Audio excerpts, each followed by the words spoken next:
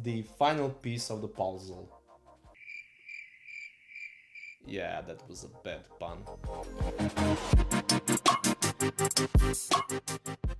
Hi guys, Matthew here and welcome back again to my channel. Why is this car the last puzzle piece? Well, I've tried every other model coming from the Pulse series based on AMD's current gen Navi architecture. Feel free to check them out, I will put a link in the right top corner of this video. So it finally came time for me to check out the strongest of them all, the RX 5700 XT Pulse model. Since all of them look alike, as they should since they are coming from same Sapphire's Pulse sub-brand, especially if you compare it with, so to speak, regular RX 5700 Pulse model, I won't talk about its design too much, as I basically covered it multiple times by now. All I can say is that I'm a bit iffy on the top shroud design and build quality wise, feels a bit too plasticky, while the other side, the metal backplate that is, looks much better. Everything else is more or less the same.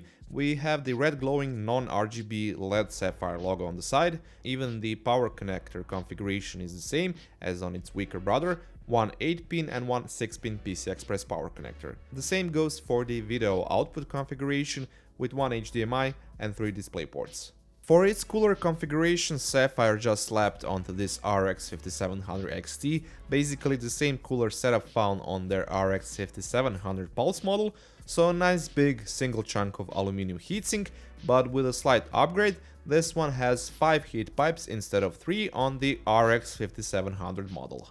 Although its TDP is just slightly higher compared to it, as you'll see later on, despite having a more beefed up cooler, the RX 5700 XT version brings in higher temperatures of its GPU and surrounding components, before all as the GPU voltage is around 0.2 volts higher, with the fan speed being mostly around 1400 to 1500 RPM, which was still very quiet, especially comparing it to other RX 5700 XTs out there.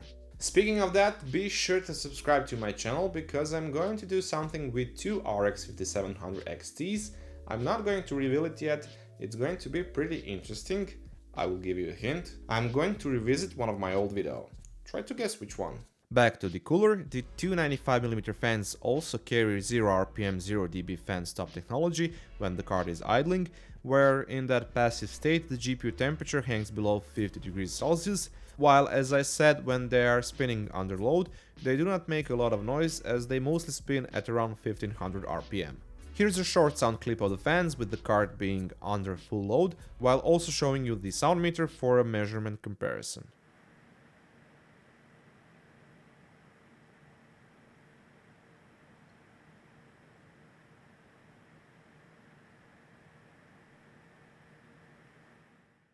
Before I jump over to benchmarking results, let's first take a look at some of my gameplay footage with this card. There will be live performance figures in the left top corner of the screen. And of course, if you have any questions about this particular model, feel free to leave them in the comment section down below and I will try to help you out.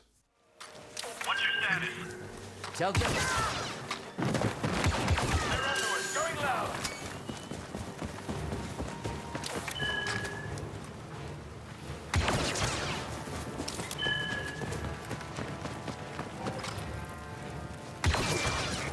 Stand by. It's over. Bunker is secure. More rebels. Wait for my signal. Yes, Commander. Rebel commanders, good night.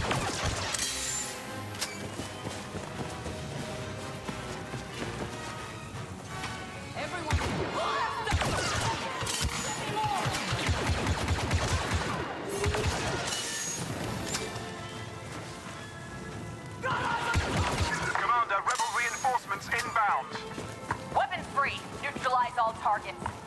Yes, Commander. Understood.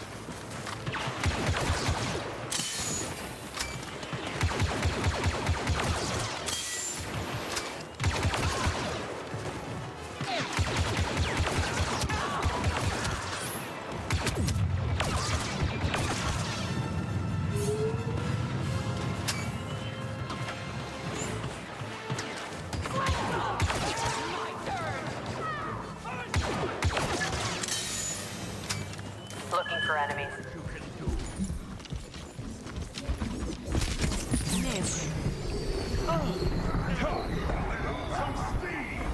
The enemy.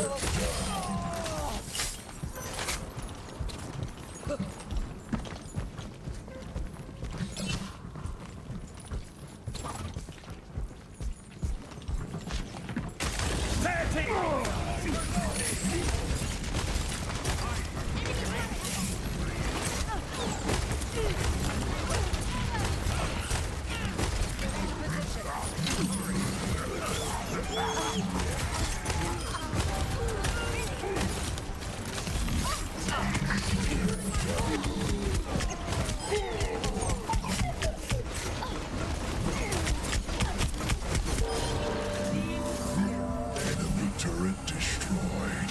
Not yet.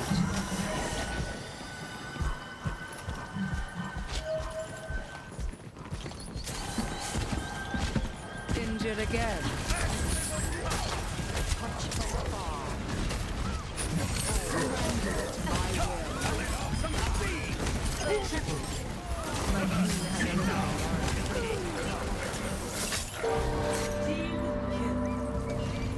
Widowmaker here.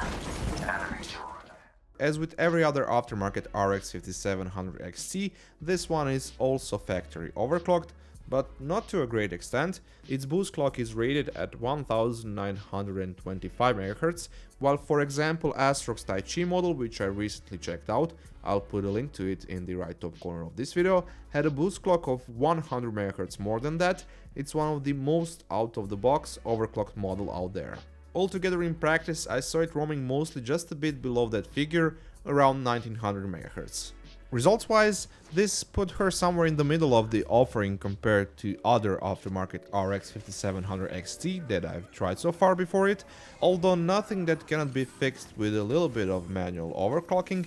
But before that, let's first check out these stock numbers. Again, nothing that will sweep you off your feet, as we've all probably seen this multiple times. This series is generally speaking ideal for 1440p gaming or 1080p in case of high refresh rate monitors and more optimized games.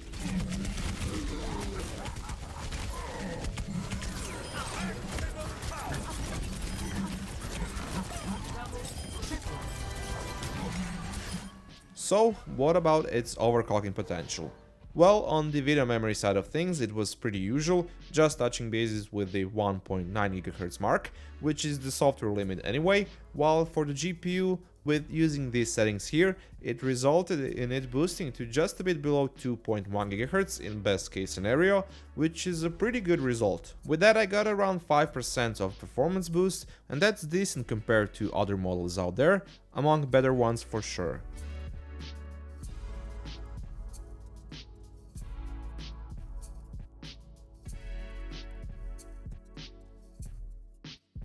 If you want to go a bit conservative and even lower down the temperatures some more, feel free to use this other combination of settings for overclocking and undervolting. It will give you some pretty well balanced results while still delivering some extra performance. Speaking of the temperature, I've already mentioned the idle one, while under gaming and synthetic benchmarks I saw it being just shy of 70 degrees Celsius for the GPU and 90 degrees Celsius for the junction temperature, a bit above 70 degrees Celsius for the VRMs and 80 degrees Celsius for the video memory. In that case, the GPU was pulling around 200 watts according to the GPU-Z readout, while from the wall that was mostly around 230 watts under Firmax GPU-only stress test, and when you subtract the system idle figure from the total system power consumption in that case. All in all, Sapphire's RX 5700 XT Pulse series seems like a well-balanced choice that has a lot of additional potential to be pushed a bit more performance-wise with some overclocking, while also having one of the more sensible price tag when it comes to aftermarket RX 5700 XT models. So my guess is that it will find its way to a lot of users' shortlist if it's not already in their configurations, as it's been a while since this series launched. That's it for this time for me. Thank you once again for watching. Please take a second to toss me a thumbs up if you enjoyed my content, that really helps a lot. And if you like what you saw, feel free to subscribe, and if you already are, be sure to press that notification bell down below so you don't miss out on a new video. And until then, catch you later guys.